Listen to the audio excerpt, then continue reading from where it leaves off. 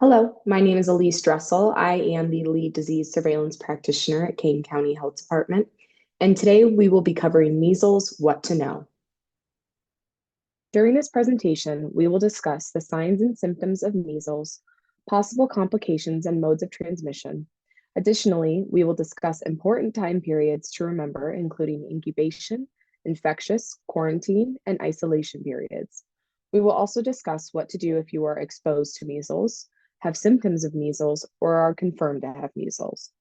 And lastly, before wrapping up, we will briefly discuss the steps that healthcare personnel must take if they have a patient who was exposed to measles or has measles.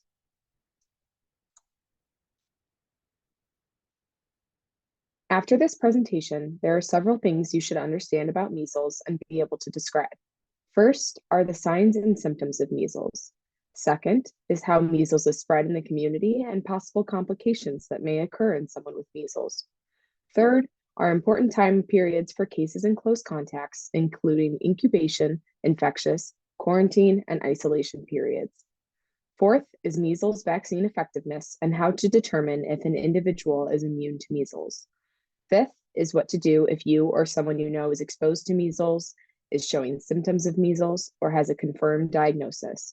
And lastly, we'll go over the importance of reporting by healthcare personnel and what the reporting process entails.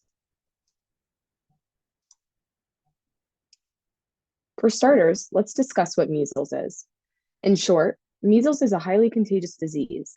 In fact, measles often infects 90% of non-immune exposed individuals.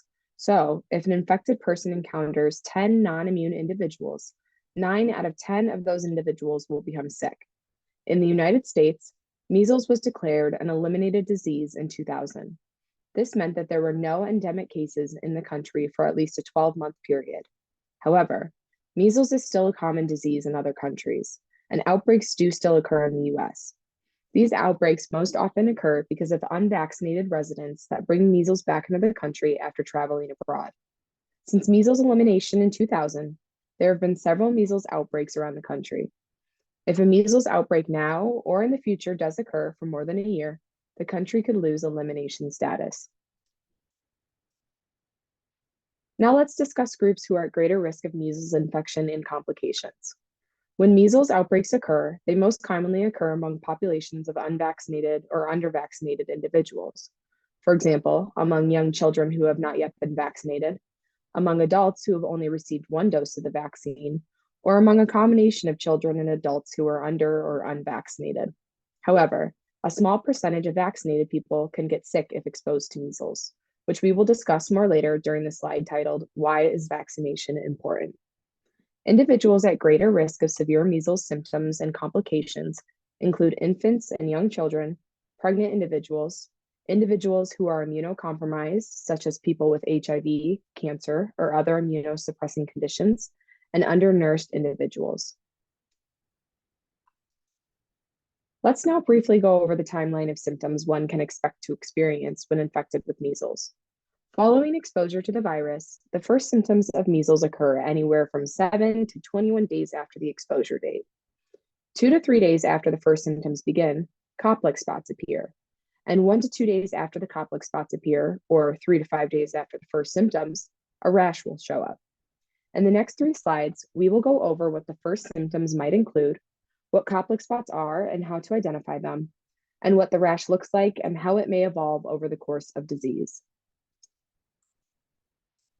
As mentioned in the previous slide, the first symptoms can be expected to occur 7 to 21 days after the exposure date. These symptoms may include a fever, which can reach above 104 degrees Fahrenheit, a cough, a runny nose, and red watery eyes. Coptic spots and/or a rash follow just days after the onset of the first symptoms. So what are coptic spots? Coptic spots are small, bluish, white spots located in the mouth, particularly the inner lining of the cheeks. These spots occur in approximately 60 to 70% of measles cases and appear about 2 to 3 days after the first symptoms begin. About 3 to 5 days after the first symptoms appear, a rash often develops. The rash starts off as flat red spots located on the face and neck. However, over time, these spots can spread to other parts of the body.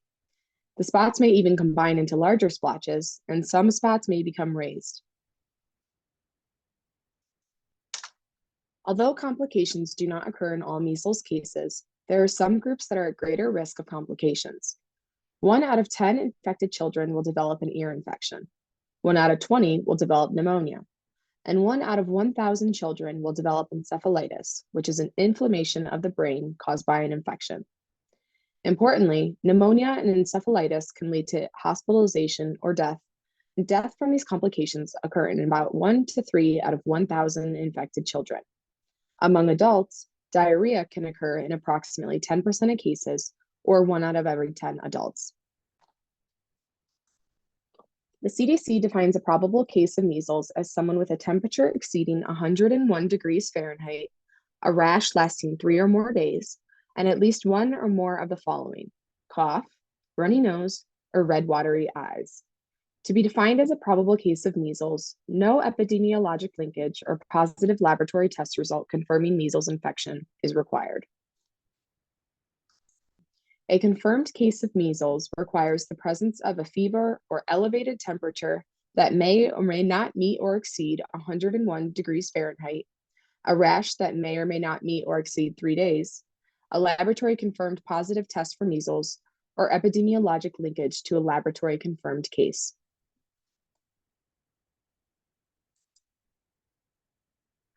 Now, let's discuss how measles is commonly transmitted or spread in the community. When an infected person coughs or sneezes, respiratory droplets containing the virus infect the surrounding air and land on surfaces. If non-immune individuals breathe the contaminated air or touch a contaminated surface and then touch their eyes, nose, or mouth, they can become infected with measles. Measles virus can live in the air for up to 2 hours after an infected person has left that space. So, an infected person might enter a contaminated room long after the infected person has left, but they can still become sick if they are unvaccinated or otherwise not immune. Now we will talk about important time periods when discussing measles exposure and infection. First, let's discuss what an incubation period is. An incubation period is the time elapsed from the moment when a person is exposed until the moment they start developing symptoms. Please recall that when a person is exposed to measles, they will not develop the first symptoms until anywhere from 7 to 21 days after the date they were exposed. So, we consider the incubation period for measles to range from 7 to 21 days, with an average incubation period of 14 days or 2 weeks. The infectious period, on the other hand, is the period of time during which an infected person can spread disease to others. For someone with measles, they can infect others from 4 days before the start of the rash through at least 4 days after the start of the rash. Since the infectious period is based on the onset of the rash, we consider the day the rash starts to be day 0. In total, the infection period lasts for at least 9 total days: the 4 days before the rash, day 0, or the day the rash starts, and at least 4 days after the rash. Importantly, an infected person who is immunocompromised can spread measles during the entirety of their illness, as it is possible they never develop a rash. Let's go over an example to better understand incubation and infectious periods. John is exposed to measles on March 22nd. John is unvaccinated, and he is otherwise not presumed immune. Remember, the incubation period lasts from days 7 to 21 after the exposure date. So, from March 23rd to March 28th, John is not likely to develop symptoms. However, from March 29th through April 12th, which are days 7 to 21, he can expect to develop the first symptoms of measles. In fact, on April 5th, he develops a fever and cough, which is 14 days after the date he was exposed. And on April 8th, 3 days after John's first symptoms developed, he develops a rash, which we consider to be John's day 0. Since the measles infectious period starts 4 days before the onset of the rash and lasts for at least 4 days after the onset of the rash, we can determine that John could spread measles to other non-immune individuals from April 4th through April 12th. Now that we've discussed incubation and infectious periods for measles, we will now go over isolation and quarantine. An isolation period is the duration during which an infected person must stay away from others in public settings to prevent the transmission of disease. For someone with measles, isolation lasts for at least 4 days following the start of their rash, which again, we call day 0. A quarantine period, on the other hand, is the period of time during which an exposed contact who is not immune against measles must stay away from other people and settings and monitor for the onset of symptoms. Measles quarantine lasts from days 7 to 21 after the date of exposure for non-healthcare workers, or from days 5 to 21 for healthcare workers. Quarantine is an essential control practice to prevent disease spread because someone who is exposed and not immune to measles can transmit the disease to others even if they don't yet know they are infected. Let's go over some examples to better understand the differences between isolation and quarantine. We've already met John, and we know that his rash began on April 8th, which we call day 0. John needs to isolate for at least 4 days after the start of his rash, so his isolation period will end on April 12th at 11:59 p.m. Notice, this is the day his infectious period ends. This is because isolation periods are determined based on the infectious period of a disease. If John's healthcare provider determines that he is well enough to return to normal participation, as well as Kane County Health Department, he can do so as early as April 13th. John's sister Jane was last with John on April 9th, which was during his infectious period. Although he was supposed to be isolating from others at this time, she was still exposed. Like John, Jane is not presumed immune. She needs to quarantine from days 7 through 21 after the date of last exposure to John. In her case, she needs to quarantine from April 16th through April 30th, during which time she needs to monitor for symptoms. Now, as of April 30th, Jane did not develop any symptoms at any point, so she can return to normal participation. If she had developed symptoms, she would need to isolate for at least 4 days after the start of the rash. Over the next 3 slides, we will talk about what to do if you are exposed to measles, have symptoms, or know that you have measles. First, let's discuss what to do if you are exposed to measles. The very first step is to stay home and call Kane County Health Department. Kane County Health Department will assess your risk level and immunity status and provide additional instruction about next steps. Information on your vaccination status, age, and previous laboratory records is needed. If you need to be evaluated, your healthcare provider can make arrangements for you to visit the healthcare facility while keeping yourself and others safe. An immune individual is someone who is appropriately vaccinated, is born before January 1st, 1957, or has evidence of a previous measles infection or immunity to measles. If you are exposed to measles but presumed immune, you will need to self-monitor for symptoms for 21 days after your date of exposure. If you are not immune or do not have appropriate evidence of immunity, your healthcare provider may recommend you receive the measles, mumps, and rubella, also known as MMR vaccine, or in specific cases, immune globulin as post-exposure protection. If you do receive the MMR vaccine, you should avoid contact with high-risk individuals. If you receive immune globulin, quarantine for 28 days after exposure. Non-immune healthcare workers must quarantine from days 5 to 21 after exposure, even if they receive the MMR vaccine as post-exposure prophylaxis.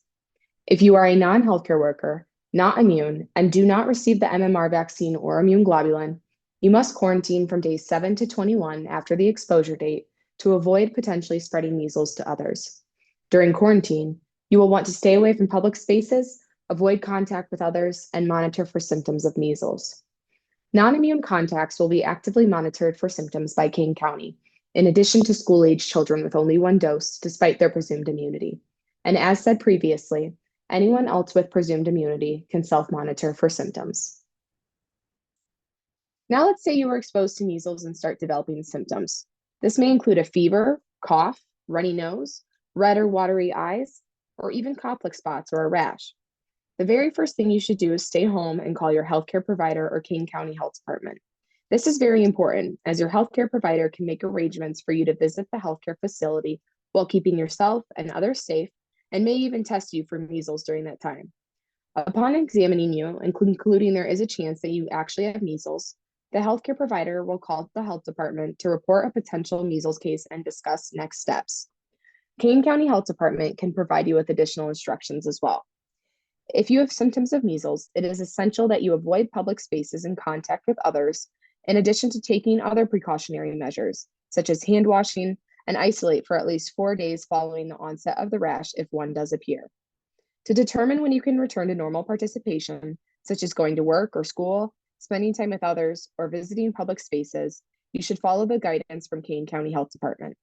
The health department can issue a letter stating your isolation has ended if your school or workplace needs one. If you have measles, the steps you should take are very similar to if you have symptoms. First, stay home and call your healthcare provider who may wish to further evaluate you, in which case they will make arrangements for you to visit the healthcare facility while keeping yourself and others safe. Or call King County Health Department, who will provide you with instruction on next steps.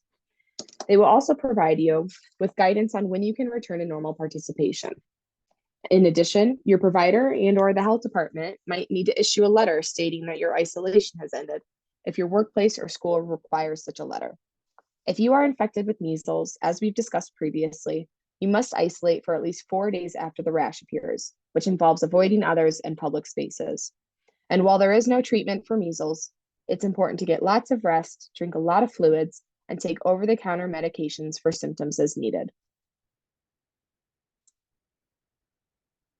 So far, we've mentioned a few times the measles, mumps, and rubella, or MMR vaccine. However, we haven't gone over why the vaccine is so important. In the US, approximately 1 out of every 5 infected people with measles is hospitalized. However, the MMR vaccine is highly effective at preventing measles and decreasing severity of disease in infected, vaccinated individuals. Having 2 doses of the MMR vaccine is 97% effective at preventing measles, meaning only 3 out of 100 individuals with 2 doses will become infected with measles. These individuals will have less severe symptoms and are less likely to spread measles to others compared to an infected person who is unvaccinated. A single dose is 93% effective, which means 7 out of 100 individuals with 1 dose will get sick, but these individuals will also have milder symptoms and be less likely to spread measles to others. In addition to the MMR vaccine, MMRV vaccine is available for children who are 1 to 12 years old. It's the same as the MMR vaccine with additional protection against varicella, also known as chickenpox. Whether an individual with 1 dose of the MMR vaccine is considered fully or partially vaccinated depends on their age and risk of transmission setting. It is recommended that the first dose of MMR vaccine is given between the ages of 12 and 15 months. This said, a 2-year-old child with 1 dose is considered fully vaccinated. It is recommended that the second dose of MMR vaccine be given between the ages of 4 to 6 years old. The second dose should not be given any sooner than 28 days after the first dose and is required for school entry in Illinois. This said, a 5-year-old with 1 dose is considered partially vaccinated, while a 5-year-old with 2 doses is considered fully vaccinated. If an individual receives their first dose of the vaccine before 12 months, they should restart the series per the schedule. It is recommended that anyone born on or after January 1st, 1957, who is not already vaccinated with at least 1 dose of MMR, be vaccinated in order to catch up with Illinois recommendations. However, healthcare workers who are born before this date are recommended to have 2 doses of MMR as well. Important to note is that receiving additional doses of MMR is not harmful. So, if you are unsure of your vaccine status but wish to be vaccinated, there is no harm in receiving more than 2 doses. There are special considerations regarding vaccination. You'll recall that the first dose of MMR is not recommended until 12 months of age. However, for infants under a year that are traveling internationally or who are exposed to measles during an outbreak, they may be eligible to receive the first dose or a second dose as long as the doses are at least 28 days apart. Second, individuals who are pregnant should not receive any dose of the vaccine if they are pregnant or planning to be pregnant within 3 months following vaccine initiation. Third, individuals who were born between 1963 to 1967 may have received a killed version of the vaccine if they are vaccinated and should speak with their healthcare provider about receiving the current live version. And lastly, an individual with life-threatening allergies to the vaccine or its ingredients should not be vaccinated. In an earlier slide, we briefly covered what it meant to be presumed immune. However, it's important that we go into a bit more detail about presumed immunity, as an individual's immunity status determines what steps need to be taken if they are exposed to measles. Having at least one of the following criteria means an individual is presumed immune. 2 doses of the MMR vaccine provide immunity to school-age children, meaning 4 years or older. For adults that are in a high-risk setting for transmission, such as a higher educational institution, healthcare facility, or international country, or for adults with immunocompromising conditions or those with household or other contact with immunocompromised individuals. Having just one dose of the MMR vaccine provides immunity for preschool age children, meaning those under 4, or for non-high risk adults that are not in a high risk setting for transmission as defined previously. Additionally, an individual who has laboratory confirmation of a previous measles infection or of measles immunity, which is determined by drawing blood for what is called titer testing, is presumed immune. And lastly, an individual born before 1957 is presumed immune unless they are a healthcare worker, since they are working in a high-risk setting for transmission. Healthcare workers born before 1957 are recommended to have 2 doses of the vaccine, but are not required to quarantine, only self-monitor for symptoms. So far, we have discussed vaccination and its effectiveness at preventing measles. We have also discussed quarantine and isolation to prevent disease spread for someone who is exposed to measles or has measles. However, there are other precautionary measures that can be taken to limit the transmission of measles. These include covering your mouth when coughing or sneezing, washing your hands often with soap and warm water, avoiding the sharing of utensils, meals, or drinks with others, frequently cleaning spaces and surfaces using household disinfectants, and using personal protective equipment if you need to go into public spaces or be around others. We've gone over a lot of information related to the control and prevention of measles. Let's briefly summarize some of the key points. First, individuals exposed to measles are considered contacts, and individuals with suspect, probable, or confirmed measles are considered cases. The isolation of cases and quarantine of contacts is essential for preventing disease spread, in addition to vaccination of non-immune contacts. And speaking of vaccination, the MMR vaccine or immune globulin are effective at preventing measles for an exposed contact who is not presumed immune. And lastly, as we just covered, there are several additional precautionary measures that assist in halting disease transmission in the community. Before wrapping up, let's discuss reporting for healthcare personnel. In Illinois, any suspect, probable, or confirmed case of measles must be reported within 3 hours to the local or state health department via telephone. Immediate reporting of measles is important for health departments to monitor cases and outbreaks, provide healthcare providers with guidance in handling exposed and infected persons, and to inform and implement prevention and control measures in the community. This marks the end of the Measles What to Know presentation for contact tracers.